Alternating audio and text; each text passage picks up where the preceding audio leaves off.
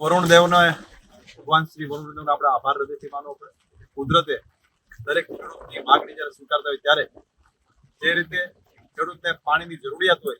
અને આજે વડિયાનો dam overflow થઈ ગયો છે અને 2 બારી પણ ખોલવામાં આવી છે અને નીરના વધામણા કરવા માટે સમગ્ર ટીમ સાથે આજે નીરના વધામણા કર્યા છે. કોઈ નુકસાની વગરનો વરસાદ જ્યારે ધીમી ધારે મેઘરાજા જ્યારે વરસાદ વરસાવી રહ્યા છે ત્યારે